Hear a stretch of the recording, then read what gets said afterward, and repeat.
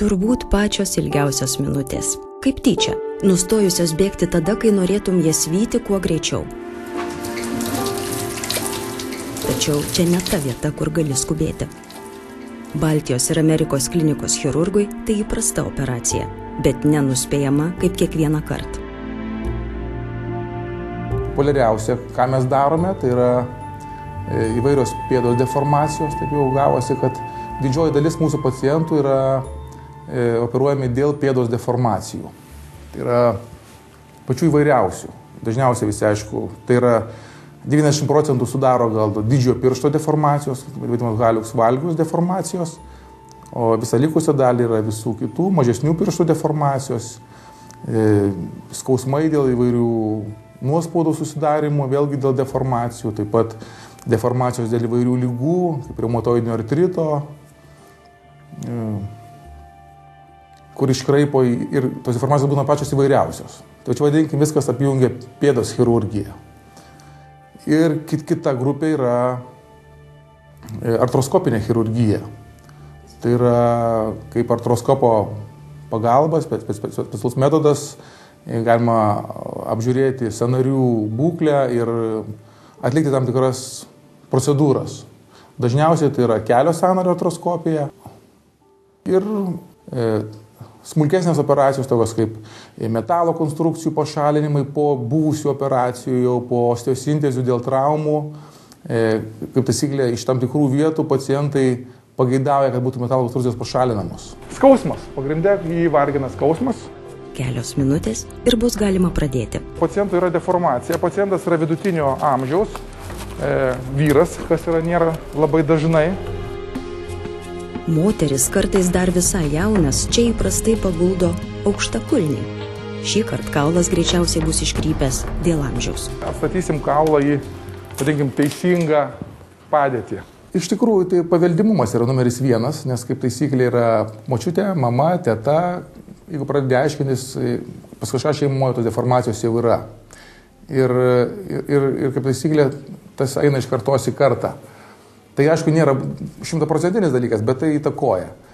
O visa kita yra avalinė, nepatogi avalinė, darbas, jeigu stovimas darbas, ištisai apkrauta neteisingai pėda, tas aišku kažkiek įtakoja, to negali atmesti. Tai susideda visi tie faktoriai į krūvą ir turim deformaciją, kurią dažniausiai reikia tvarkyti operaciniu būdu. Avalinę reiktų kažkiek tai bandyti pasirinkti kiek įmanoma tokią patogesnę, praktiškesnę, bet vėlgi mūsų ortopedo akimi žiūrint, avalinė turi būti plačių priekių, ne ant labai aukštos pakulnės. Tai ne visą laiką to norisi ir labai būsi nepopuliarus, jeigu patarsi, sakyti, avėkite tokią avalynę ir būsit sveikos. Netgi vienas būna iš klausimų moterų jau prieš operaciją, ar aš galėsiu vėl avėti aukštakulnius. Reiškia, jos nesiruošia keisti savo įpročių ir nesiruošia dėl grožio kažką tai keistis.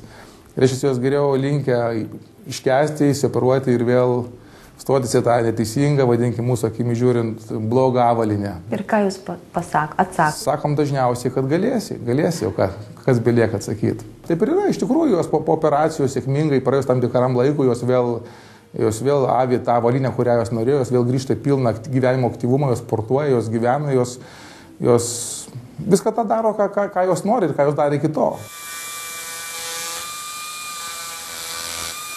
Garsas ne pats maloniausias, bet padėti kitaip mokslas dar nesugalvojo. Čia, Baltijos ir Amerikos klinikoje Vilniuje, taikoma moderniausia įranga ir gydymo metodai. Šis pacientas kliniką susirado pats, bet galima atvykti ir su šeimos gydytojo siuntimu.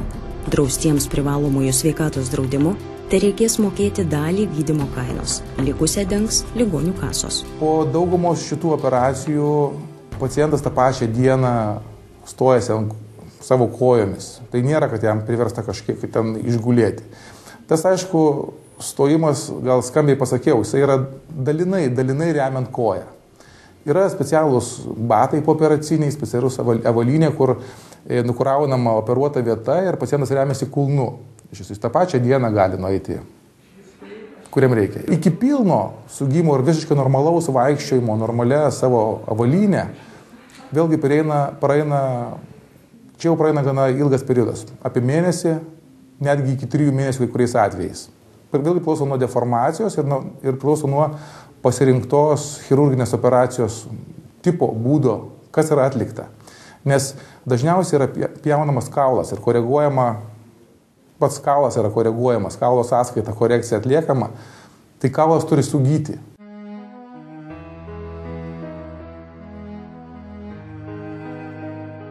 Paskutinės siūlės ir beliks sėkmingai gyti. Skirtumas akivaizdus, pėda tiesesnė, pirštas nebeįsikraipęs. Tos lėtos minutės gal ir prailgo, bet kai kurie dalykai verti turėti kantrybės.